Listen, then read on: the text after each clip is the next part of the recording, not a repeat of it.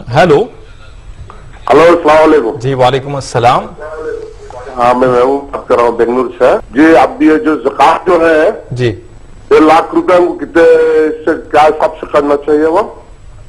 नहीं, वाज़ेह नहीं हुआ सवाल आपका, बताइए दोबारा।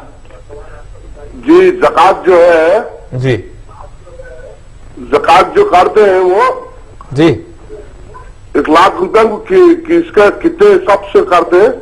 1 लाख पर। अच्छा जी, मदनी साहब बताएं कि क्या निसाब बनता है, मुख्तसर तौर पर बता दें अमाउंट पर जितनी भी ज़कात दी जाए।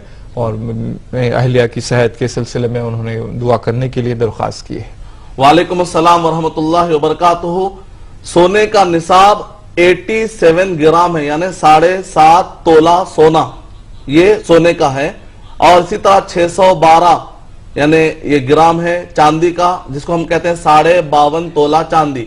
तो अगर आप चांदी का ख्याल करेंगे तो ये अफजल है, लेकिन वाजिब ये है कि आप सोने का हिसाब करके निकालें, यानी 7.5 तोला सोना। अगर अखबार के रेट के हिसाब से आप जाएंगे तो लगभग 10,000 रुपए में 1 तोला सोना आता है। तो इस लिहाज से 7.5 तोला सोने का मतलब है कि लगभग 80,000 में 7.5 तोला सोना आ जाता है।